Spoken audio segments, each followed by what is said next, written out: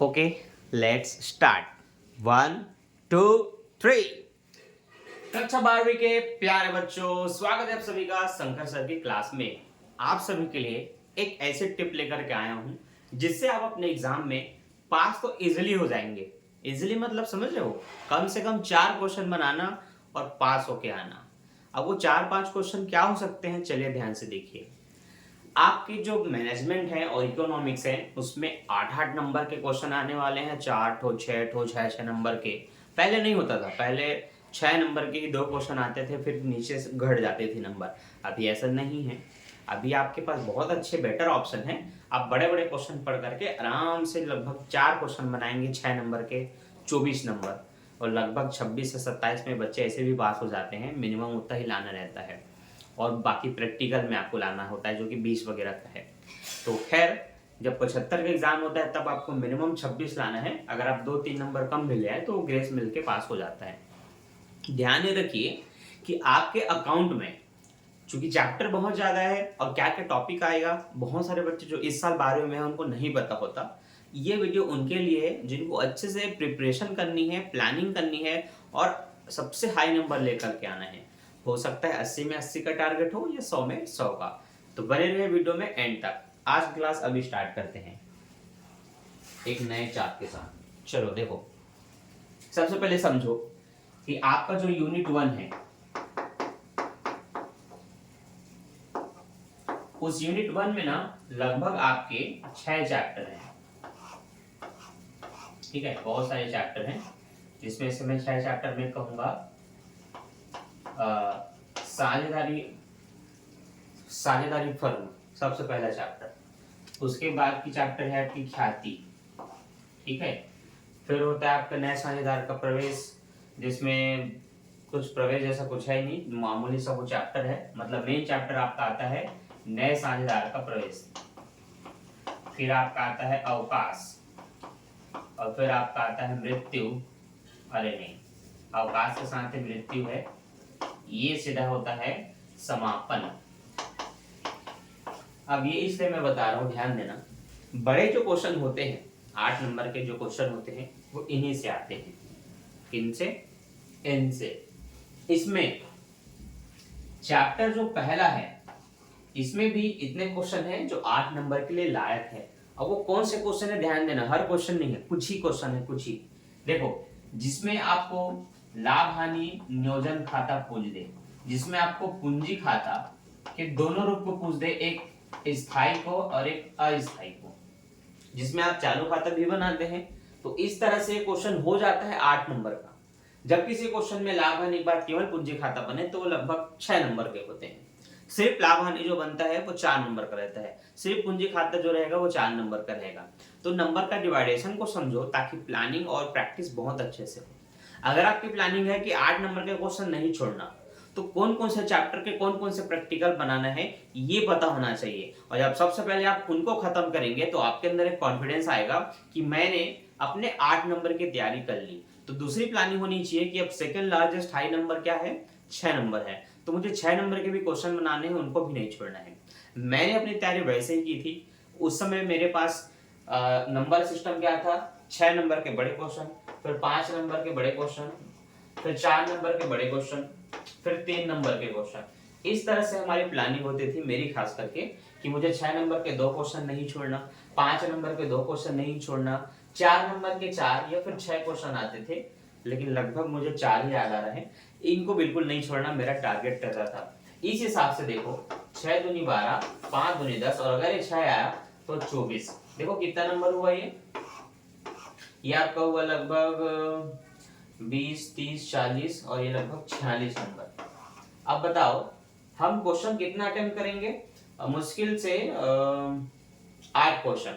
हम केवल 8 क्वेश्चन या फिर 10 क्वेश्चन अटेम्प्ट करेंगे और हमारे 46 नंबर बन गया। और बच्चे शुरू से ना जाने कितने सारे वस्तुनिष्ठ लेकर के हाईएस्ट क्वेश्चन बनाते रहते हैं और पीछे के क्वेश्चन को छोड़ जाते हैं। बहुत सारे बच्चे से मैंने बात की है, छूट जाते हैं बच्चों से। अब जो छूटा वो कौन कौन से क्वेश्चन होते हैं? 4 नंबर, 5 नंबर, 6 नंबर के। अब आपके में तो पूरा 8 नंबर का है, आपने अगर उनको ही छोड़ दिया, मान लेते हैं किसी बच्चे ने 8 नंबर के 6 क्वेश्चन एग्जाम में आने थे और उन्हीं को छोड़ दिए शुरू से बनाने के चक्कर में, तो उस बच्चे का कितना नंबर का लॉस हो गया, 48 नंबर का। लेकिन कोई बच्चा बस इसी 6 क्वेश्चन को बना लिया तो उसे ज्यादा नंबर ला सकता है। ये थोड़ा अंतर होता है नंबर सिस्टम का, इसलिए प्लानिंग को ध्यान से समझना। क्योंकि मैंने इसको प्लानिंग करके एग्जीक्यूट किया है, मेरे एग्जाम में 100 नंबर के पूरे एग्जाम में मेरे 88 से कम नंबर नहीं आए हैं इन सब्जेक्ट्स में जिसकी मैंने प्लानिंग की थी। इसलिए ध्यान रखना, जो भी बताऊंगा बेहतरीन बताऊंगा और आपकी सफलता के लिए बताऊंगा, और आपने अगर उसको फॉलो कर लिया या समझ लिया और उसके हिसाब से प्रैक्टिस किया तो आपके एग्जाम में आप छप्पड़ फाड़ के नंबर लाने वाले हो। और वो किसी से भीख नहीं मांगना पड़ेगा, आपकी मेहनत रहेगी, आपकी प्रैक्टिस रहेगी, आपका कॉन्फिडेंस रहेगा, तो वो नंबर झक मार के आपको मिल जाएगा।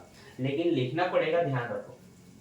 तो ध्यान देना, मैंने ये रिसर्च किया कि 8 नंबर के क्वेश्चन अगर अभी आपके में आ रहे हैं तो पहले 6 नंबर के आते थे, तो किस चैप्टर से आते थे।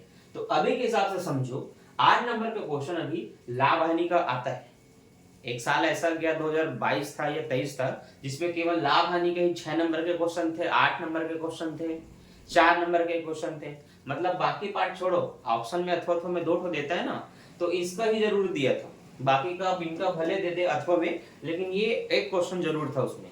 इसका मतलब कोई बच्चा अगर केवल एक चैप्टर को पढ़ लिया है तो वो 3 क्वेश्चन उसी का बना सकता है, 8 नंबर, 6 नंबर और 4 नंबर का। मतलब उसका लगभग 18 नंबर तो ऐसे ही हो गया, समझ रहे हो। बाकी कुछ भी बना करके थ्योरी वगैरह लिख करके उसने 30 नंबर ले आया। वो प्रैक्टिकल जो 20 नंबर का होता है उसमें कम से कम 15 आ गया, 5 नंबर कट के। 30 और 15 45 होते हैं। एक बच्चा 45% से पास हो सकता है, जो कि बहुत हार्ड वर्क नहीं किया है, स्मार्ट वर्क किया है। मैं आपको वही सिखा रहा हूँ, ठीक है। तो ध्यान देना, 8 नंबर के मैं भी क्वेश्चन की बात कर रहा हूँ जो कि प्रैक्टिकल क्वेश्चन होते हैं, वो एक इसमें से आएंगे। और ऑप्शन में क्या है, किसमें से आ सकते हैं ये समझा रहा हूँ। अगला ऑप्शन होता है आपका समापन। समापन को इसलिए कहूंगा क्योंकि इसमें वसूली खाते बनते हैं जिसको आप रियलाइजेशन अकाउंट बोलते हैं। साथ ही साथ इसमें भी पूंजी खाता बनता है। पूंजी खाते तो पूरे साझेदारी में हर जगह आपको मिलेगा, वो कॉमन चीज है। और साथ ही साथ इसमें ना रोकड़ खाता या बैंक खाता भी बन जाता है। इसलिए लोग चालू कभी कभी चिट्ठा भी पूछ देते हैं, कभी कभी। अब वो चिट्ठा पुराना चिट्ठा नया चिट्ठा ऐसा होता है, उन लोग के जैसे नहीं होते।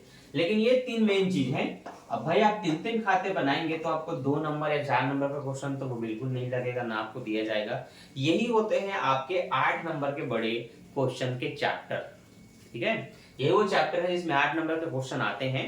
तो ये उससे भी ज्यादा इंपॉर्टेंट है क्योंकि इसमें हर जगह 3 खाते बनना कॉमन है। वहां ऐसा नहीं है, वहां तो सबसे वो सेंटर में चालू होता है, बाद में काफी। लेकिन ये शुरुआत से ही आपको 3-4 चीज सिखाएगा, ठीक है। इसलिए ध्यान रखना, ये इंपॉर्टेंट है। अब इसका मतलब ये नहीं कि प्रवेश और इसको हम काट दें कि नहीं ये तो नहीं है, अरे उनसे भी आ सकता है। देखो इन दोनों ही चैप्टर में बनता है पुनर्मूल्यांकन खाता, जिसको आप रेवोल्यूशन अकाउंट भी कहते हैं। इसमें ध्यान ये देना, इसमें भी आपका पूंजी खाता बनेगा जिसको आप कैपिटल अकाउंट बोलते हैं, ठीक है। इसमें ना मेन चीज बनता है बैलेंस शीट। अब इसको आप बोलते हैं चिट्ठा। तो भाई इसमें भी तो 3 प्रैक्टिकल बन रहा है। अब 3 प्रैक्टिकल जो बन रहा है ना वो 8 नंबर के लायक है। किसी किसी प्रश्न में केवल पुनर्मूल्यांकन और पूंजी खाता ही बनता है और उसको भी 8 नंबर का दे दिया जाता है। तो अब मैं बात करूंगा कि किन क्वेश्चन की प्रैक्टिस करना है, समझना ध्यान से। जब नए साझेदार का प्रवेश वाला क्वेश्चन पढ़ेंगे तो ध्यान देना, इसमें ना पुनर्मूल्यांकन खाता बनेगा, पूंजी खाता भी बनेगा, चिट्ठा शायद ही बनेगा, चिट्ठा नहीं बोला जाएगा। लेकिन उसमें नए साझेदार के पूंजी के अनुपात के हिसाब से सभी का पूंजी समायोजित करना है, ऐसा कोई टॉपिक देगा जो सबसे लास्ट क्वेश्चन है आपके 49 नंबर में। और उसके पहले के 2-3 क्वेश्चन जिसमें आपको एक काफी लंबी चौड़ी कार्यविधि करनी पड़ती है। कभी कोई व्यक्ति पूंजी नहीं लाता या ख्याति नहीं लाता, पूरा संयोजन करना पड़ता है, या लाभ हानि को अलग तरीके से बांटते हैं। ऐसी स्थिति में खाते वाते तो आप बनाओगे, लेकिन अच्छा खासा 1-1.5 पेज का कार्यविधि भी हो जाता है। आप 49 वाला क्वेश्चन बनाएंगे ना तो आपको पता चल जाएगा। इसलिए उन क्वेश्चन की प्रैक्टिस करना जो 8 नंबर के लायक है, जो मैंने बता दिया। साथ ही साथ एक साधारण सा क्वेश्चन जिसमें ज्यादा कोई कंझट ना हो, आराम से पुनर्मूल्यांकन बन जाए, पूंजी खाता भी बन जाए, साथ ही साथ चिट्ठा भी बन जाए, ऐसे क्वेश्चन होते हैं। अब आप ये पूछिए कि क्या सर कठिन से कठिन क्वेश्चन एग्जाम में दिए जाते हैं, तो मैं कहूंगा बिल्कुल गलत। मैं भी यही सोचता था 12वीं का एग्जाम दिलाने से पहले कि यार बहुत टफ क्वेश्चन दिया जाता होगा, लेकिन आप थोड़ा रिसर्च करो। जब मैंने रिसर्च किया अपने टाइम में तो मैंने ये पाया कि अकाउंट जैसे विषय में या कोई भी विषय में, खासकर अकाउंट में, जैसे हम कोई मैथ्स या अकाउंट टाइप का गणित कुछ बनाते हैं तो हमें लगता है कि यार किसी चैप्टर, हर चैप्टर में तो बहुत टफ से टफ क्वेश्चन भी हैं, इनको दे देगा तो क्या करेंगे।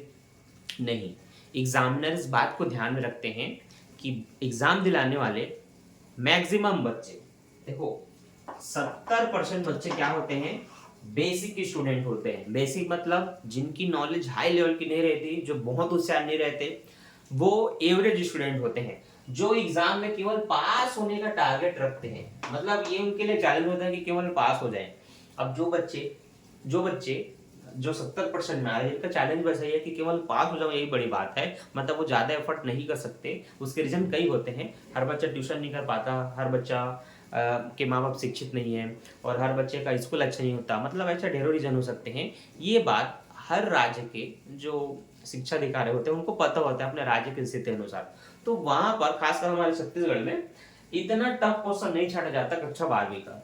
तो मैंने ये पाया कि जब मैंने क्वेश्चन देखा कि मैं जिस भी चैप्टर के प्रैक्टिकल बनाता था टफ से टफ, लेकिन एग्जाम में बहुत सरल क्वेश्चन आए थे, बहुत इजी क्वेश्चन, जिसमें हम नॉर्मल से आपको पॉइंट दिए गए थे कि ऐसे ऐसे लाभ हानि बनाइए और वो बन भी जाता है। इतने इजी टॉपिक जब दिए गए तो मैंने सोचा कि मैं टफ का क्यों तैयारी करूं। और वाकई में मैं आपको बता दूं जो मैंने किया है, चाहे प्रवेश का चैप्टर हो, चाहे विघटन का चैप्टर हो, चाहे समापन का, चाहे मृत्यु का हो, मैंने उन सब के जितने इजी क्वेश्चन थे जो बहुत आसानी से बनते, जिसमें कोई कंफ्यूजन नहीं था, मैंने उनको ही बस अच्छे से प्रैक्टिस कर लिया था कि उसमें कहीं मैं एक हफ्ते बाद बनाता हूँ तो कोई गलती थोड़ी होती है। तो मैं हर हफ्ते या फिर लगातार प्रैक्टिस करता था बस इजी क्वेश्चनों का। और मैंने एग्जाम में पाया कि बहुत इजी क्वेश्चन ही एग्जाम में आए थे, कोई भी टफ नहीं आया था। हाँ, इसका ये मतलब नहीं कि मैं टफ को इग्नोर कर दूं। जितना बन सके मुझसे मैं बना के समझ करके देखता था। मैं कभी नहीं छोड़ता था। अगर मुझे पता चल गया इसमें 5 क्वेश्चन ऐसे हैं प्रवेश में जो मुझसे नहीं बन रहे, तो मैं ऐसा नहीं कि एग्जाम में उसको छोड़ दूंगा, नहीं आएगा बोल करके, मैं प्रैक्टिस जरूर करता हूँ। लेकिन मैं छोड़ता कब, वो ध्यान देना, जब मैंने रिसर्च किया कि मुझे 8 नंबर के क्वेश्चन बनाने हैं या फिर 6 नंबर के, तो एक साझेदार के प्रवेश से आ रहा है, लेकिन अथवा में एक और आएगा। वो किस चैप्टर से आएगा, वो हो सकता है प्रवेश से आए या फिर अवकाश ग्रहण या समापन से आ जाए। लेकिन ये कंफर्म है कि ये आएगा, लेकिन अथवा में किसी भी चैप्टर का आ सकता है। लेकिन मुझे बाकी चैप्टर का अच्छे से बनता है तो मैं इस चैप्टर के एक भी प्रैक्टिकल नहीं पढ़ूंगा, ये मेरा टारगेट रहता था। वैसे ही हमारे टाइम में इकोनॉमिक्स में 2 चैप्टर थे। एक बाजार का चैप्टर था और एक चैप्टर और था उसके साथ। तो देखा मैंने कि 6 नंबर के बड़े क्वेश्चन आते हैं और बाजार से आता ही है, साथ में उसके किसी दूसरे चैप्टर से आता है। तो मैंने दोनों चैप्टर के बड़े बड़े 8-8, 10-10 क्वेश्चन थे, मैंने नहीं पढ़े। मैंने केवल एक चैप्टर का पूरा क्वेश्चन पढ़ा जो एग्जाम में बिल्कुल आएगा तो मुझसे छूटे ना। जैसे कि बाजार में लगभग 8 क्वेश्चन थे, मैंने 8 के आंसर को अच्छे से याद कर लिया, लिख के प्रैक्टिस कर लिया। और जब मैं एग्जाम हॉल में गया तो मैंने देखा बाजार का ये क्वेश्चन था, अथवा में किसी भी पार्ट करे मेरे को क्या मतलब, मैंने तो बाजार पढ़ा है, मैंने लिख के आ गया। अब आप डाउट में रहोगे कि क्या सर, अगर मान लेते हैं बाजार वाला चैप्टर 6 है और कोई चैप्टर 18 है और दोनों अथवा में आने हैं, तो अगर मैंने केवल 6 को पढ़ा, 18 को नहीं पढ़ा और कहीं एग्जाम में 18 का ही आ गया तो ऐसा होता ही नहीं। आप रिसर्च करके देख लो, अगर ऐसा हुआ होगा तब आप डर के पढ़ाई करो, दोनों का अच्छी बात है। लेकिन मैंने जब अपने टाइम पे रिसर्च किया था मुझे ऐसा बिल्कुल नहीं मिला। अगर मैं बात करता हूँ कक्षा 10वीं के गणित का, 9 अध्याय जिसमें साइन कॉस थीटा और 10 अध्याय जिसमें उसी का अपर चैप्टर है, तो आपको मैं सलाह दूंगा कि आप साइन कॉस थीटा को सीखो, क्योंकि उसी से 2 नंबर का भी क्वेश्चन आना है और एक 6 नंबर का बड़ा क्वेश्चन आना है कक्षा 10वीं के बोर्ड में। तो मैंने भी वैसी तैयारी किया था, मैंने केवल साइन कॉस की प्रैक्टिस की और एग्जाम में मैंने देखा कि वही क्वेश्चन आए थे। अब उसके अथवा में किसी भी पार्ट का देना मेरे को क्या मतलब, ये होती है स्मार्ट तैयारी। जब आप बड़े क्वेश्चन की तैयारी करते हैं जिसमें अथवा में क्वेश्चन आता है, तो आपको ये बात जरूर ध्यान में रखना चाहिए कि अगर मैंने बोल दिया कि एक समापन से आएगा और एक अवकाश ग्रहण से आएगा, केवल एक 6 नंबर का क्वेश्चन, तो दोनों पे मेहनत करना मूर्खता है, ये स्मार्ट वर्क नहीं है। हमने स्मार्ट वर्क किया, खासकर मैंने, जब मुझे इतना पता चल गया ना कि दोनों के ही प्रैक्टिकल आते हैं, जिसको चाहे आप वो बना सकते हो, तो मैंने दोनों पे मेहनत नहीं किया। पहले मैंने ये देखा दोनों को बना करके कि सरल किसका है प्रैक्टिकल। अगर मुझे लगा सरल समापन है तो मैंने केवल समापन प्रैक्टिस किया। एग्जाम में समापन के भी क्वेश्चन है, अवकाश के, मैंने समापन को बना दिया। इन सभी बातों को इसलिए बता रहा हूं ताकि जब आप प्रैक्टिस करें तो आपको ये पता रहे कि आपके लिए क्या सरल है, और जो सरल है उसका पूरा प्रैक्टिस करिए ताकि एग्जाम में कुछ भी ना छूटे। अगर आपको लगता है यार मुझसे समापन नहीं बनता, या मुझसे अवकाशगण मृत्यु नहीं बनता, या फिर मुझे साझेदारी का प्रवेश नहीं पता, वो मुझे बिल्कुल नहीं बनता, तो मैं कहूंगा छोड़ दो। किसी भी एक चैप्टर को पूरा का पूरा छोड़ सकते हो, कोई दिक्कत नहीं है, क्योंकि ये सभी चैप्टर के जो क्वेश्चन होंगे प्रैक्टिकल वो 4, 6 और 8 नंबर के होंगे, जो कि बड़े क्वेश्चन होते हैं, जो कि अथवा में डबल आते हैं। इसका मतलब ये है अगर आपने प्रवेश को छोड़ भी दिया तो अथवा में किसी न किसी पार्ट का तो आएगा, आप उसको बना सकते हैं। इस स्मार्ट वर्क को ध्यान में रखना। ये प्रो टिप्स जो मैं आपको दे रहा हूं, इसमें आप कम तैयारी करेंगे, लेकिन किसी एक का करेंगे तो उसका बेहतर और पूरा तैयारी करेंगे, फिर आपके अंदर जो कॉन्फिडेंस आएगा एग्जाम को लेकर के, उसके लेवल ही अलग रहेगी। आपके एग्जाम में कम नंबर आ ही नहीं सकते। तो सबसे पहले टारगेट होना चाहिए बड़े नंबर के क्वेश्चन को आपको पहले बनाना है। आपको सबसे बड़ा नंबर का क्वेश्चन होता है 8 और फिर 6, 4 नंबर के भी आपके एग्जाम में आ रहे हैं। तो इन क्वेश्चन के मतलब इनको तो छोड़ना ही नहीं, आप टारगेट रख लो। अभी कितने कितने ठो आ रहे हैं वो आप रिसर्च कीजिए, बाकी आपको ध्यान रखना है कि इनको बिल्कुल नहीं छोड़ना है। मैंने वाले टाइम में किसको छोड़ा था, वस्तुनिष्ठ को, जो कि 1-2 नंबर के क्वेश्चन होते हैं, क्योंकि उसमें ना अगर किसी यूनिट में 5 चैप्टर है या 4 चैप्टर है तो चारों चैप्टर के आपको वस्तुनिष्ठ पढ़ने होंगे, खालिस्तान पढ़ने होंगे, 2 नंबर के पढ़ने होंगे। मैंने इतना टाइम कभी वेस्ट नहीं किया। मुझे पता चल गया कि अगर 4 चैप्टर है किस यूनिट में और उससे 5 नंबर के क्वेश्चन आने हैं, तो मैं ये देखता था कि हर साल किस में से आ रहा है। जैसे कि मैंने कहा हर साल मान लो प्रवेश से क्वेश्चन आ रहे हैं, तो इसमें से मान लेते हैं 1, 2, 3 करके 4 चैप्टर है, और दूसरे चैप्टर से हर साल क्वेश्चन आ रहा है, अथवा में भले किसी और चैप्टर का दे रहा है, तो मेरी क्या प्लानिंग रहेगी कि मैं उस दूसरे चैप्टर के सारे क्वेश्चन पढ़ लूंगा, ताकि वो आए और अथवा में जो भी है उसको छोड़ो, गोली मारो, लेकिन मुझसे वो बनना चाहिए।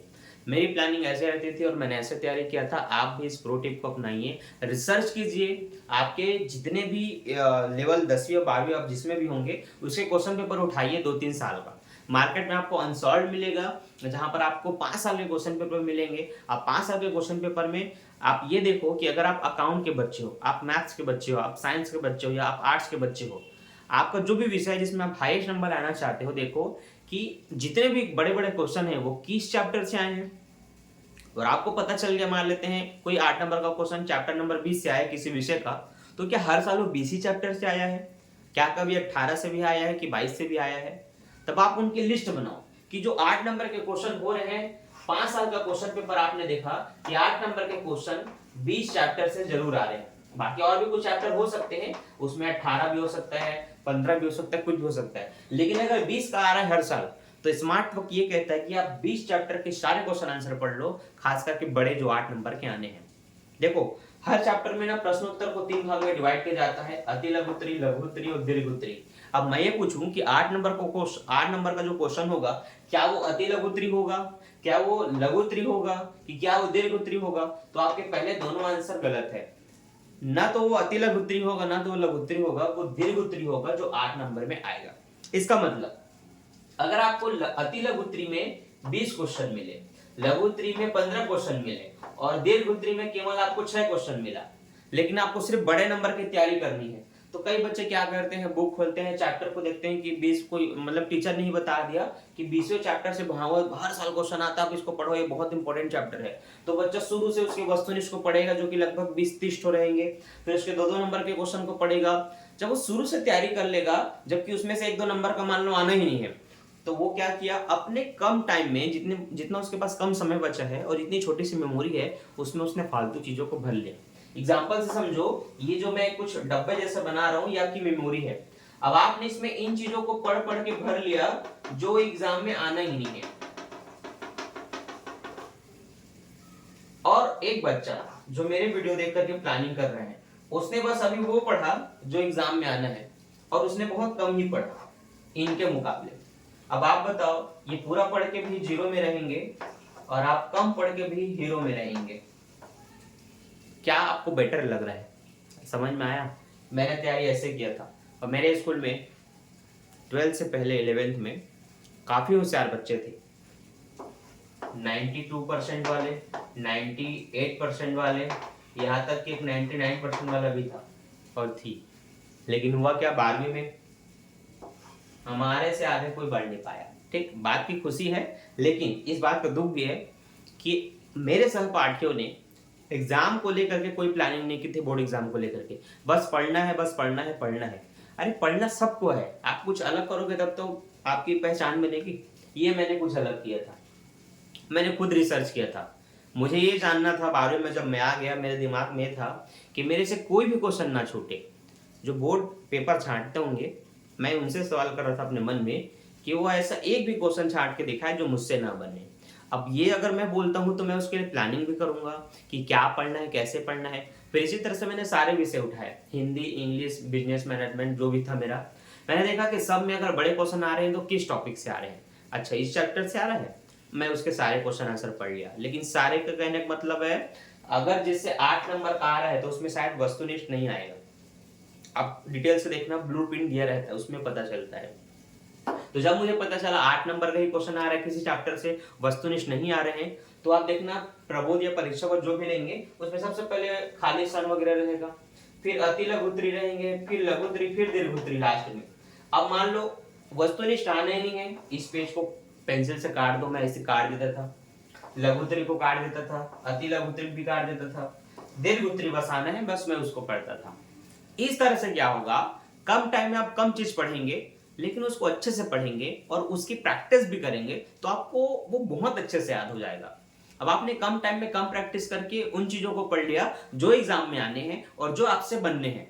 अब आप सोचो, आपका इस तरह से जब तैयारी रहेगा तो क्या आपका 50% से कम नंबर आएगा? इम्पॉसिबल, हो ही नहीं सकता, उससे कम हो ही नहीं सकता। लेकिन अगर आप कोई प्लानिंग ना करो, बस आप पढ़ते रहो पढ़ते रहो, और मैंने जैसे आपको कहा 10वीं का गणित का एग्जांपल देता हूं, ध्यान रखना। यूनिट 1 में उनके 5 चैप्टर हैं और उसमें से 6 नंबर का क्वेश्चन आना है, 4 नंबर का क्वेश्चन आने हैं, और मान लेते हैं 5 नंबर का भी क्वेश्चन आना है। लेकिन वस्तुनिष्ठ नहीं आना है, समझो। लेकिन हर चैप्टर में वस्तुनिष्ठ दिया हुआ है इनके 5 चैप्टर में। अब कोई बच्चा जिसको कुछ भी नहीं पता, बस उसको इतना दिमाग में है कि मुझे टॉप करना है, पढ़ करके अच्छे नंबर लाना है, अब वो इन 5 चैप्टर के लगभग 100-200 वस्तुनिष्ठ पढ़ लिया, लेकिन उसमें से एक भी नहीं आना है। तो जब वो एग्जाम हॉल में बैठेगा बोर्ड एग्जाम में, और जब वो देखेगा कि जो वस्तुनिष्ठ उसने पढ़ा था वो आया नहीं, तो वो एग्जाम हॉल से निकल के बाकी बच्चों को या अपने पेरेंट्स को या अपने टीचर को क्या बोलेगा, मैंने जो पढ़ा था वो एग्जाम में आया ही नहीं। आप ये बात अधिकतर बच्चों से सुनेंगे या अपने सीनियर से कि मैंने जो पढ़ा था वो एग्जाम में आया नहीं। ये वही बच्चे कहते हैं जिनको यही नहीं पता था कि वस्तुनिष्ठ किस किस चैप्टर से आता है। क्या आपने उन चैप्टर के वस्तुनिष्ठ पढ़ लिए जो आता ही नहीं है? तो हाँ, आपने वही किया है, क्योंकि अगर आपने उनको पढ़ा रहता जो आता है, तो आप ये नहीं कहते कि जो मैंने पढ़ा वो नहीं आया। आप ये कहते कि मैंने पढ़ा था पर मैं भूल गया, मुझे उस टाइम उसका उत्तर याद नहीं आया। ऐसा जो कहते हैं इसका मतलब उन्होंने सच में पढ़ा था। लेकिन जो पहले वाली बात करते हैं इसका मतलब उनकी प्लानिंग ही बेकार थी। मुझे उम्मीद है कि जो भी मैंने बताया आपके माइंड में थोड़ी सी भी बात हिंट हुई होगी। अब आप थोड़ा रिसर्च करेंगे, प्लानिंग करेंगे और अच्छे से प्लानिंग बना करके उसको एग्जीक्यूट करेंगे। और मुझे उम्मीद है अगर आपने इस प्लानिंग को अच्छे से किया और हर विषय की तैयारी इस तरह से की, तो आपके एग्जाम में 80 से ऊपर % आने वाले हैं। और ये बात आप खुद मुझे कमेंट करके इस वीडियो पे बताएंगे जब आप अपने एग्जाम दिला लेंगे 2025 में। तो इस वीडियो को सभी दोस्तों में शेयर करो, इसलिए कि हर बच्चा होशियार है, बस उसको सही तरीका पता होना चाहिए तैयारी करने का। तो आप अपने साथ साथ सभी दोस्तों को भेजो, वीडियो को लाइक भी कर देना, क्योंकि ये सब प्लानिंग मैंने पहली बार किसी बच्चों को बताया है, वो भी यूट्यूब में। क्योंकि ये मैंने खुद पे मतलब मैं समझ लो अगर मैं आपको सिखा रहा हूँ तो उसका सबसे पहला स्टूडेंट मैं खुद हूँ। मैंने खुद पर ये प्लानिंग की है, रिसर्च की है और मेरा अच्छा खासा % भी आया है, इसलिए मैं आपको बता रहा हूँ। तो मिलते हैं नेक्स्ट वीडियो में। Thanks for watching. एग्जाम से रिलेटेड कोई भी डाउट होगा तो मुझसे पूछ लेना, मैं हमेशा आपको यहाँ पर मिलूंगा। ठीक है, तो मिलते हैं नेक्स्ट वीडियो में। Thanks for watching. वीडियो को लाइक, दोस्तों में शेयर और चैनल को सब्सक्राइब। Bye bye.